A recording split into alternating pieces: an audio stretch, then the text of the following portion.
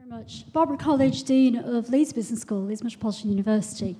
I agree with what's been said about the need to go and grow internationally, and certainly in the education business, that's exactly what many universities, certainly universities in Leeds, have done. I agree with the point that's been made about the ambition and the hunger that we see in countries like India and China and Africa where we're working. And therefore, I'm interested in how we as universities, and we do help University of Leeds to deliver the Government Stats Programme. We partner in some of that work as well.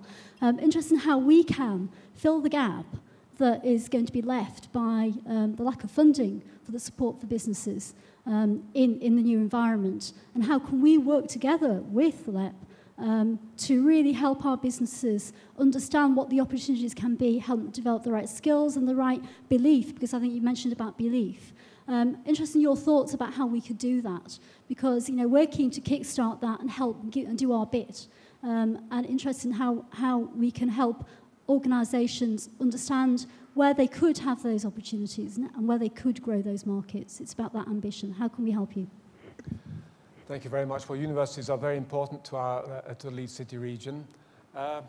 Anyone would like to tackle that question? Jane? Yeah, I think it's a very valid point, because there's a significant resource in the universities, in academia generally. And I think one of the barriers for growth to the region is resource, especially for the SME business. And so if there was some way of coordinating a better, a complementary cluster of academic research resource know-how there with perhaps the LEP in some way, I think there's a role there certainly to play in getting that resource into this value chain to making it more efficient. Deepak? Yeah, we at Goldman have a lot of experience working with universities globally. We run programs all over the world, and we've got hundreds of academic partners. We're lucky and fortunate to have a great one here in Leeds. I would say that I think it's fair to say that universities are quite competitive with one another, but what we've seen is an incredible amount of collaboration amongst our universities who are working under our program.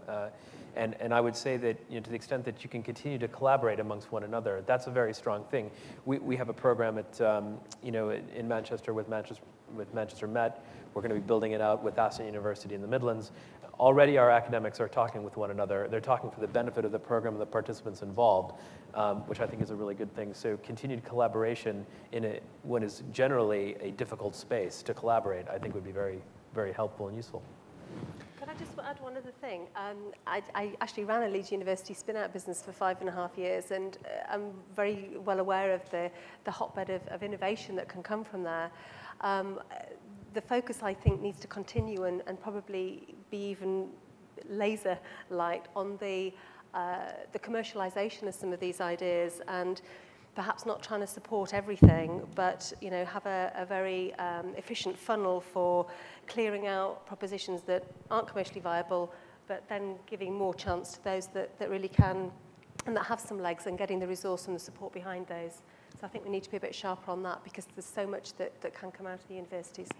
Thank you. The Vice-Chancellor of York University is a member of our LEP board. York, Kirsten? Yeah, well, just to say we have 8 fantastic universities, and I absolutely agree with Deepak's point about collaboration, and there is masses of it going on, but I think we're under-exploiting the potential of our universities to support economic growth. Number of things we're doing, we need to do absolutely much more. First is knowledge transfer. Though there has been money for knowledge transfer partnerships, it's still fair to say that the world-class, world-leading research of our universities is not sufficiently connected to wealth creation. And there was some fairly sobering statistic about some of that research is mostly made use of abroad.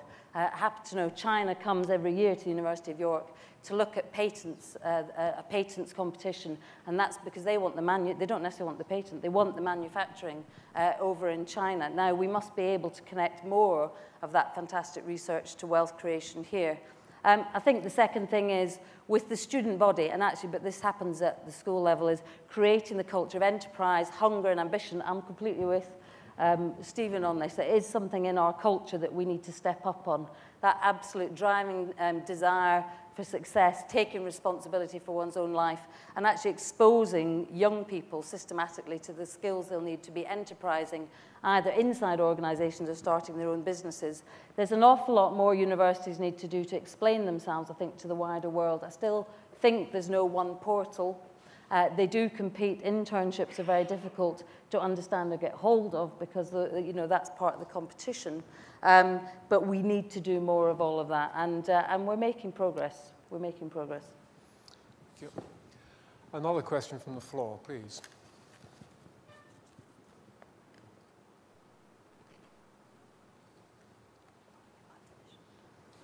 No, I can't see any hands up, in which case I'll go to one of the questions which I have prepared here.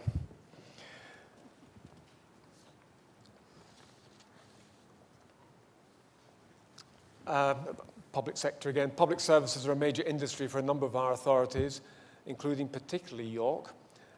What can public sector chief execs such as yourself do, Kirsten, to weather the reductions in spending?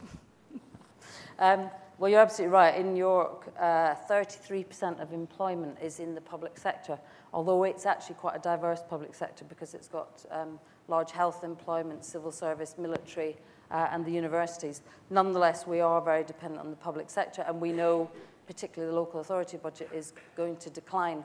I actually think we have a twin responsibility here. We have a duty to secure the provision of public services, but we also have a duty to secure the prosperity of a place. And I actually think that now my job is to secure employment security for the people of York and the residents of York, whether they're employed in the council or not. So one of our first priority as a council now under the new administration we have since May is to create jobs and grow the economy. And I think sometimes local authorities have not been seen as being pro-growth. And being seen as a blockage and in the way of growth. But our council and many others in the city region now have growing the economy as the absolute #1 job. And I think that's shifting our gaze to looking at what create the conditions for wealth in our city, whether it's fantastic education, affordable housing for the people who need to work in the city, the transport that can get people into the jobs that they have, the sites that need to come forward for development, the hatcheries and incubation sites and grow-on space for the new businesses that we've got, brokering the partnership relationships between CPP and the university and the council around their aspirations for growth. Those are the things that I think are actually top of my agenda. A kind of self-serving agenda about just preserving our business is actually not where the game is at now for local government. It's absolutely got to shift its gaze to what does it take to keep this place and its people in work and prospering. So those are the things we're really focused on. Yes. I certainly agree with what Kirsten says there. I mean, certainly in Harrogate, we have business growth as our #1 priority, as we do indeed working closely with our local businesses. I've been sitting today next to the Chief Executive of the Harrogate Chamber of Trade and Commerce, and we do work very closely together. The last time Brian Dunsby and I worked together was to try to secure a return rail service direct from King's Cross to Harrogate, and we were successful in doing that. We now have one return service every day, Harrogate to King's Cross. Now, I know for people in Leeds and York, that seems to be like a very small thing for a town to have. To Harrogate, it was a major day when we secured it. Right, one final question. Principal barriers to firms and organizations in our industries to evolve to meet shifting market demand. Do you think, Deepak, there are barriers facing industries here in the Leeds City region? I'm not sure I'm quite able to comment on barriers, certainly in the Leeds City region. What I would say is simply, if you're talking about service industries, an obvious barrier is skill development. It's a people business, and you need really sharp people to execute that demand. I think what's interesting is certainly on our program, we are seeing a lot of movement of our businesses internationally. What I mean by that is they're trading and they're engaging internationally. They're not just engaging here in Leeds. And what that means is they're competing on a global basis with people from all over the world who have different experiences and skill sets. So an obvious barrier to growth is the people that you have executing your model and your plans. So continuing to get experience, continue to bring in skills, continue to get that experience, and to continue to take risk on people on different viewpoints, I think is a huge one. And we're seeing that certainly in our program. Steve, barriers here? I think one of the challenges is really, every city, region in the UK, certainly the ones I've spoken to, all want to have creative and digital sector. It's very important to them. It's a very attractive sector to work in, one of the most popular graduate destinations. Well, Leeds has got one of the best creative and digital sectors in the UK. I relocated the business here 2 years ago and are very pleased that we did. But with the loss of significant loss of public sector contracts for some people, and a real shortage of investment in local businesses from some of the bigger concerns in the region, there's a real danger that the talent will move down to London. It's very difficult to find people. Get a lot of applications for jobs, but very few applications from the right kind of people. And in our industry, companies are small. It's quite a volatile environment. There's no clocks for 10 years service or whatever, and people are not just concerned when they take the job with you that it's going to be all right, but where are they going to work in 2 years' time? And if there isn't a cluster of businesses in Leeds, then I think we've got that at the moment. And if we lose that, I think it would be very difficult to get back. So I think one of the challenges is how do we, not just attract talent to the region, but ensure that the talent that we've got here is retained. Stephen Candy, anything to add to that? I think ambition is always, for me, one of the big barriers. If there's not enough ambition, we have, in many meetings that I've been in, both with in York or in the LEP, we have such a very narrow focus on who we're competing against. We make big, proud statements about us being the best city region in the north. Yes. I mean, for God's sake, there's a big world out there. There's some fantastic cities that we should be trying to compete against. And I'm not quite sure that we've got the ambition for that yet. We have got the assets, but I'm not quite sure it's been matched historically by the ambition. And then there's the obvious practical issues of transport infrastructure, which this city region is in dire need of. Jane, anything to add to that? I think it comes down to resource again, and where I'm coming from is very much focusing on the sort of smaller business. So it's time, it's cash, and it's actual skill and experience. So in terms of time, I think what we need to see more of is more investment in the infrastructure, as we talked about, things like fibre optic, just making technology work better for us so we can be more efficient with the time, because I can't see how else we're going to produce more time. In terms of cash, we hear that, access to money is very difficult. And I think with the right positioning and the right planning, finance is still there. There's just not enough of it.